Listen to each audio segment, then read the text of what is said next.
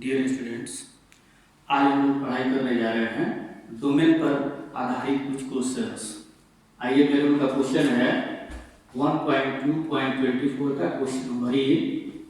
Find the domain of f(x) is equal to 2x minus 3 upon the negative square root of x square plus 2x plus 3। यही दिया हुआ function है, इसी का domain प्राप्त करना है। पता है डोमेन किसे कहते हैं? The set of all real values of x for which f(x) is defined is called the domain of function f(x). x के उन सभी वास्तविक मानों का सेट जिसके लिए f(x) जो फंक्शन है वह परिभाषित हो जाए, रियल हो जाए, इस फंक्शन f(x) का डोमेन कहलाता है। तो यहाँ देखिए, ये जो आपका है न्यूमरेटर में है और डिनोमिनेटर में है square root of x square plus 2x plus 3। तो आपको पता है दो फंक्शन हैं ex बाई f(x). ये अगर फंक्शन का रेशियो दिया हुआ है और ये फंक्शन gx है तो gx का डोमेन क्या होगा? इसका डोमेन निकाल लेंगे, f(x) का डोमेन निकाल लेंगे। अगर इसका डोमेन हो जाता है d1, इसका डोमेन हो जाता है d2, तब इस gx का डोमेन हो जाता है d is equal to d1 intersection d2।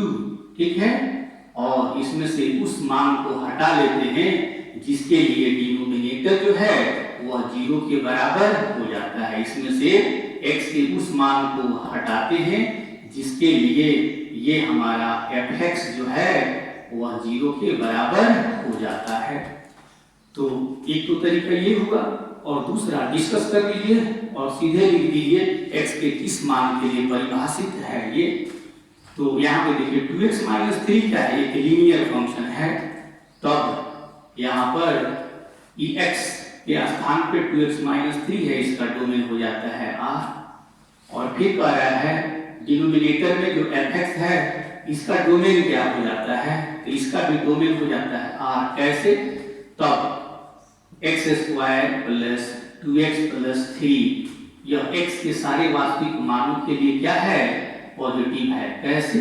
सो देखिए, हम लोग पढ़े हुए हैं कि x square plus bx plus c जो ये क्वाड्रेटिक एक्सप्रेशन है, अगर b square minus 4ac negative हो जाए तब इसका जो साइन है x के सभी वास्तविक मानों के लिए a के साइन के समान होगा। तो यहाँ b स्क्वायर माइनस 4ac निकाल लीजिए।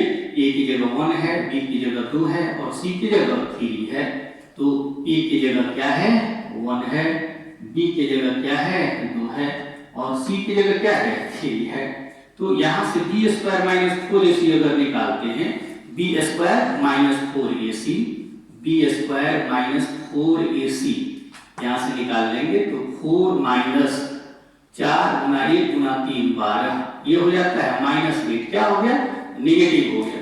तो जब यह निगेटिव हो गया तो इसका जो चिन्ह होगा a के साइन के समान होगा x के सारे वास्तविक मानों के लिए, इसीलिए यह पॉजिटिव हो जाता है। और जब ये पॉजिटिव हो जाएगा तब पॉजिटिव का जो स्क्वायर रूट होगा वो हमेशा क्या होगा? एक रियल नंबर होगा। तो कहता है यह भी x के सारे मानों के लिए रियल है, ये भी रियल है, ये भी डिफाइंड है, ये भी डिफाइंड है। तो इसका भी डोमेन r, इसका भी डोमेन r, तो दोनों का डोमेन r हो गया तो इसका इंटरसेक्शन क्या हो जाएगा? r हो जाएगा। ठीक है, और यह कभी 0 नहीं होगा, इसीलिए इसमें से कुछ x के मान को हटाने की जरूरत नहीं है, अतः इसका डोमेन क्या हो जाता है? r हो जाता है। तो ऐसे हम लोग डिस्कस कर लेते हैं। अगर इसको बनाना हो, लिखना हो तो कैसे लिखिएगा? सीधे लिख देंगे which is defined for all x belongs to r, which is defined for all x belongs to r। कारण बता दीजिए, जैसा कि x square plus 2x plus 3, 2x plus 3 is positive for all x belongs to r। ठीक है, तो कह रहा है क्या कि चूंकि यह पॉजिटिव है तो पॉजिटिव का वर्गमूल क्या हो गया? रियल हो गया, और यह लीनियर फंक्शन है, अतः यह x के सारे वास्तविक मानों के लिए क्या हो जाएगा? रियल हो जाएगा, डिफाइन हो जाएगा। इसीलिए इसका डोमेन हो जाता है क्या आर, अर्थात -∞ टू +∞।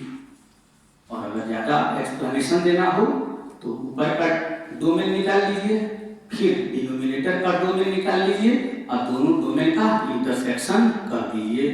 उतना करने की जरूरत नहीं है, इतना काफी होगा। अब इसके आगे हम देखते हैं नेक्स्ट क्वेश्चन। देखिए नेक्स्ट क्वेश्चन है find the domain of y is equal to log sin x - 3 to base e plus negative square root of 16 - x square. ठीक है, y बराबर log sin x - 3 to base e plus negative square root of 16 - x square. और कह रहा है दो function का सम है। अब इस फंक्शन का डोमेन निकालना है, तो इसका डोमेन इंटरसेक्शन इस फंक्शन का डोमेन हो जाएगा। तब यह किसके लिए डिफाइन है, ये किसके लिए डिफाइन है, एक ही बार में लिख देते हैं। विच इज डिफाइंड इफ, यह तब डिफाइन है जैसा कि हम लोग जानते हैं log of n to base a यह परिभाषित होता है डिफाइन होता है जब n पॉजिटिव हो और a पॉजिटिव होते हुए 1 के बराबर नहीं हो। ठीक है, और फिर कह रहा है यहाँ पर है नेगेटिव स्क्वायर रूट, तो कह रहा है यह नेगेटिव स्क्वायर रूट है, यह कब परिभाषित है, जब भीतर की क्वांटिटी यहाँ शॉर्ट साइड के अंदर की क्वांटिटी या तो पॉजिटिव हो या तो जीरो हो जाए, नेगेटिव नहीं हो। तो कंडीशन लगा दीजिए विच इज डिफाइंड इफ, यहाँ n की जगह है sin x - 3 is positive and 16 - x square is greater then और इक्वल टू 0। ये quantity 16 - x square is greater then और इक्वल टू 0। अब x का वैल्यू यहाँ निकाल लीजिए। जैसा कि फर्स्ट रोटेशन में हम देखते हैं कि अगर एंगल फर्स्ट क्वाड्रेंट में लाई करे, सेकंड क्वाड्रेंट में लाई करे, तो यहाँ साइन क्या होता है, पॉजिटिव होता है, या 90 डिग्री के बराबर हो जाए तो भी पॉजिटिव होगा। तब जैसे कि यहाँ पर हम लोग बनाकर डायग्राम समझ सकते हैं, ये फर्स्ट क्वाड्रेंट है, सेकेंड क्वाड्रेंट है, थर्ड क्वाड्रेंट है, फोर्थ क्वाड्रेंट है। ठीक है, तो यहाँ साइन क्या होता है, पॉजिटिव होगा, यहाँ साइन क्या होगा, पॉजिटिव होगा, और 90 डिग्री पर 1 के बराबर होगा, तो यहाँ भी क्या होगा, ये पॉजिटिव होगा। ठीक है, तब यहाँ हम लिखते हैं फर्स्ट रोटेशन में x - 3 का जो वैल्यू है वह 0 और पाई के बीच में स्थित होगा, 0 से बड़ा होगा, पाई से क्या होगा, छोटा। पाई का मतलब 180 डिग्री। और फिर यहाँ से माइनस साइन से मल्टीप्लाई करके इनइक्वालिटी का साइन चेंज कर दीजिए, ऐसा आसानी के लिए करते हैं।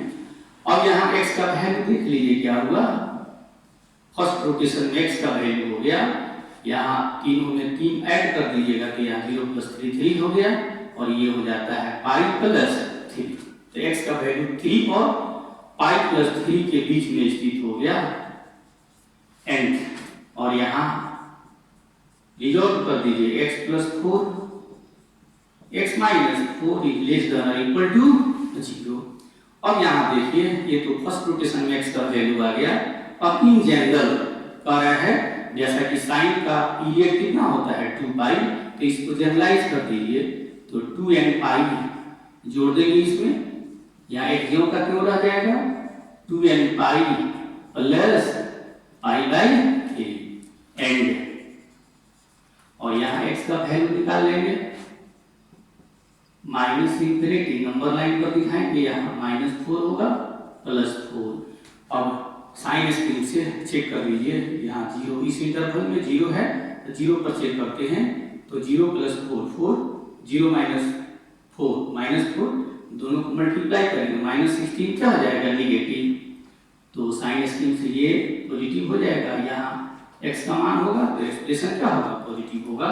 अतः जब x का वैल्यू -4 और 4 के बीच में स्थित हो या इनके बराबर हो, ठीक है, तब यह इनइक्वालिटी सेटिस्फाइड है, ठीक। अतः x का जो वैल्यू होगा वह -4 और 4 के बीच में स्थित होगा।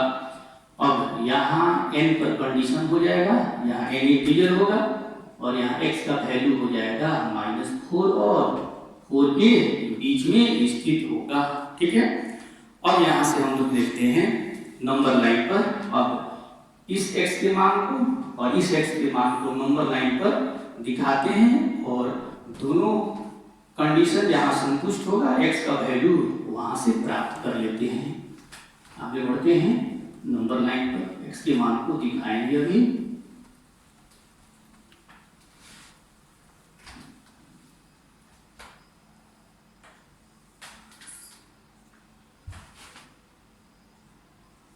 ठीक है, शो करते हैं, जैसे कि n का वैल्यू अगर -1 ले लेते हैं तो -2 + 3, तो -2 पाई + 3, इसका वैल्यू -3.14 गुना करेंगे 6.28 + 3 और ये हो जाएगा -3.28, -4 से बड़ा है, इसका मतलब है कि पहले -4 होगा, ठीक। उसके बाद यहाँ लिखेंगे 3 - 2 पाई, ठीक।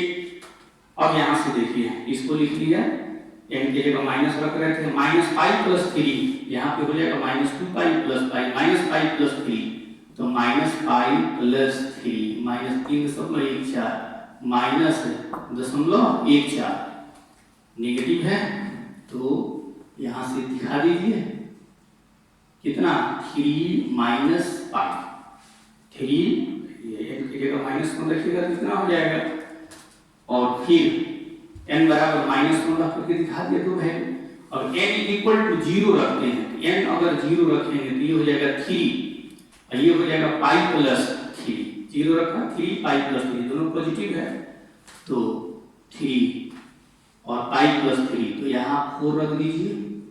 पाई + 3 का वैल्यू क्या हो जाएगा, तो पाई + 3, पाई का वैल्यू 3.14, तो यहाँ से हो जाएगा पाई + 3 6 पॉइंट समथिंग हो जा रहा है, ये हो जाएगा पाई + 3 हो जाएगा, ठीक है। और एक वैल्यू आपको प्राप्त हुआ है 4 हो गया और 0 पर रखा गया है, एक वैल्यू 3 प्राप्त हुआ है, तो 3 4 से क्या होगा, छोटा होगा, ठीक है। अब कह रहा है क्या कि यहाँ से तो बता रहा है -4 और 4 के बीच में स्थित होगा, और -2 अगर ले लेते हैं यहाँ से तो -4 पाई + 3 ये बहुत छोटा हो जाएगा, इससे इधर चला जाएगा, तो इधर के मान को नहीं लेना है और फिर उधर के मान को नहीं लेना है। तो अब यहाँ से आपको इसलिए नहीं लेना है कि ये बता रहा है -4 से 4 और फिर यहाँ से बता रहा है इसके बीच में, ठीक है, इसके बीच में बता रहा है, तो फिर इधर मान लेंगे तो इधर तो जा नहीं सकते हैं क्योंकि इधर -4 से बाएं आना नहीं है और इधर पाई + 3 से इधर जाना नहीं है, और ये बता रहा है कि 4 से इधर जाना नहीं है, एक तो वैल्यू बड़ा ही हो गया है। अतः ये सॉल्यूशन बता रहा है -4 और 4 के बीच में स्थित है, -4 और 4 के बीच में स्थित है, यहाँ तक जाएगा 4 जिसमें शामिल किया गया है, और फिर ये बता रहा है -4 भी शामिल यहाँ किया गया है। और फिर ये सॉल्यूशन से हम लोग प्राप्त कर रहे हैं, जब 0 रख रहे हैं तो 0 रख रहे हैं तो 3 और पाई + 3 के बीच में लाई कर रहा है, 3 और पाई + 3 के बीच में लाई कर रहा है, तो 3 और पाई + 3 के बीच में यहाँ लाई कर रहा है। और फिर अगर n = -1 रख रहे हैं तो -2 पाई + 3 और फिर क्या है, तो पाई + 3 के बीच में लाई कर रहा है, अर्थात इसके बीच में लाई कर रहा है, ठीक है। तो दोनों का कॉमन वैल्यू हम ले लेंगे, तो ये यहाँ से यहाँ तक और फिर यहाँ पे 3 और ये 3 और 4 के बीच 4 सेटिस्फाई कर रहा है तो 4 को शामिल करेंगे, 4 को शामिल करेंगे। और फिर यहाँ 3, तो 3 से π/3, इसमें 3 शामिल नहीं है तो 3 शामिल नहीं है, लेकिन 4 शामिल है। अब यहाँ से हम यह देख रहे हैं कि x का जो वैल्यू होगा प्राप्त हो जाता है 3 - 2π से बड़ा होगा, 3 - 2π से x का वैल्यू बड़ा होगा, लेकिन 3 - π से इसका वैल्यू छोटा होगा। और फिर यहाँ से मिल गया x का वैल्यू 3 से क्या होगा, बड़ा होगा, ठीक है, और 4 से छोटा या बराबर होगा। अतः डोमेन हो जाता है, ठीक है, डोमेन हो जाता है 3 - 2π ओपन इंटरवल या दैट इज यूनियन, और फिर 3 से बड़ा होगा, 4 से छोटा या बराबर होगा, तो ओपन क्लोज इंटरवल ले लेते हैं, तो इस फंक्शन का डोमेन ये हो जाता है, ठीक है। अब अगला क्वेश्चन है, एकदम समझ बूझ करके बनाना है। Find the domain of this function y is equal to the negative square root of 3 minus x plus cos inverse x minus 2 upon 3। बस कंडीशन अप्लाई कर दीजिए। यहाँ पहले लिखेंगे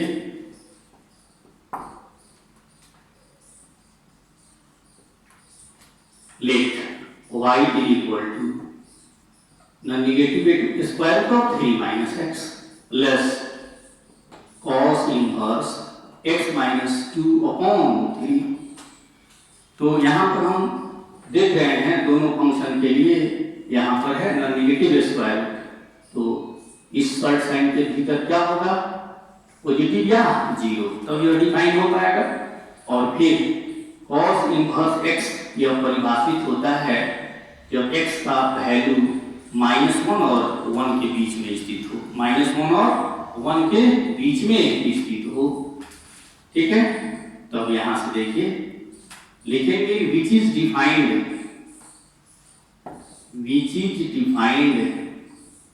यह कब परिभाषित है, जब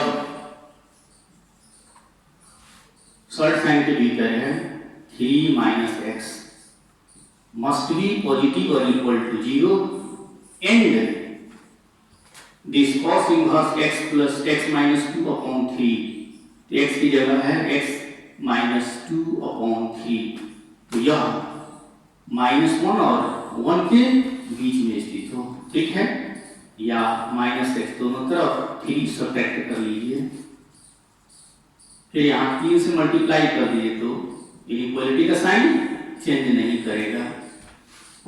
अब दोनों तरफ माइनस साइन से मल्टीप्लाई कर दीजिए, x का वैल्यू निकालना है, इनइक्वालिटी का साइन चेंज कर गया,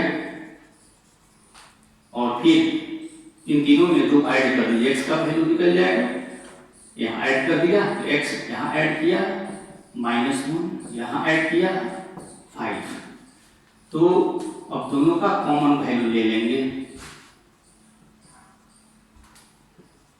ठीक है,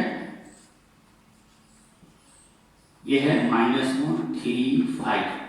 यहां बता रहा है x का वैल्यू 3 से छोटा होगा या 3 के बराबर होगा, ठीक है, शामिल किया।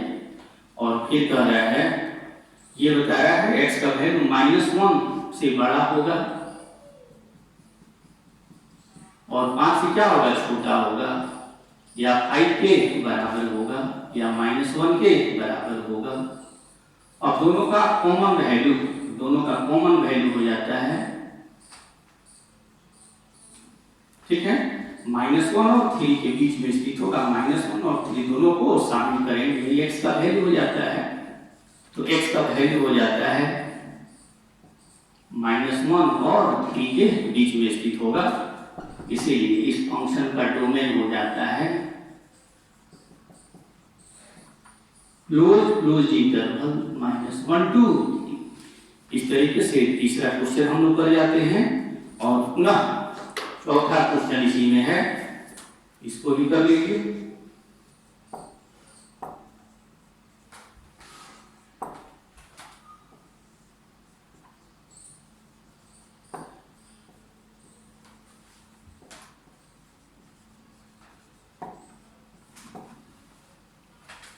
Find the domain of y is equal to x upon log of 1 plus x to base e।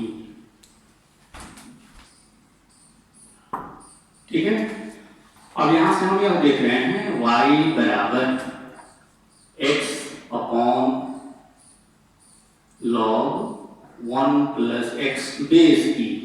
अब यहाँ देखिए x में क्या है, लीनियर फंक्शन है, तो यह न्यूमरेटर में जो फंक्शन है which is defined for all x, x के सारे वास्तविक मानों के लिए डिफाइन है। अब ये फंक्शन कब डिफाइन होगा, जब यह 0 के बराबर नहीं हो और जो लॉग का नंबर है वह पॉजिटिव हो। क्योंकि हम लोग जानते हैं log of n to base a यह परिभाषित होगा कब, जब n पॉजिटिव हो, a पॉजिटिव होते हुए a 1 के बराबर नहीं हो। ठीक है, अब सीधे लिखेंगे which is defined if, यह तब परिभाषित है जब 1 plus x must be positive, 1 plus x positive हो एंड जो फंक्शन न्यूमरेटर में है वह डिनोमिनेटर में है वह 0 के बराबर नहीं हो। डिनोमिनेटर 0 के बराबर नहीं होना चाहिए। अब x का वैल्यू यहां से निकाल लीजिए, दोनों तरफ 1 सब्ट्रैक्ट कर लिया तो x इज ग्रेटर देन -1 और फिर कह रहा है ये log जो है वह 0 नहीं होना चाहिए। अब 0 की जगह लिख दिया log of 1 to base e। अब यहाँ से प्राप्त है x इज ग्रेटर देन -1 और यहाँ से हो जाता है 1 plus x is not equal to 1, इसीलिए hence x is not equal to 0। x 0 के बराबर नहीं होना चाहिए, तो x का वैल्यू आ गया x is greater than -1 but x is not equal to 0। x -1 से बड़ा अवश्य हो लेकिन 0 के बराबर नहीं हो। नंबर लाइन पर इसको दिखा दीजिए, ये हो गया -इंफिनिटी प्लस इंफिनिटी। अब ये है आपका -1, यहाँ 0 नंबर लाइन पर दिखा दिया। अब कह रहा है x का वैल्यू जो है -1 से बड़ा है, राइट साइड को छायांकित कर दिया, ठीक है।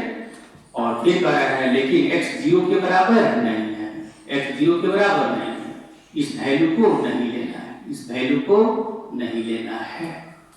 तो हम क्या देख रहे हैं कि x का जो वैल्यू है वह -1 से बड़ा है, 0 से छोटा है, फिर 0 को हटाते हुए 0 से बड़ा है, तो x का वैल्यू हो जाता है -1 to 0 और 0 को छोड़ते हुए 0 से बड़ा है, ठीक है। अब इसको डोमेन को लिख जाइए इंटरवल के रूप में -1 to 0 open open interval union 0 to infinity open open interval, तो यही इस फंक्शन का डोमेन हो जाता है। थैंक्स। इस तरीके से आपके 4 प्रॉब्लम्स इस सेक्शन में दिए गए थे, तो ये चारों हमने कर लिया।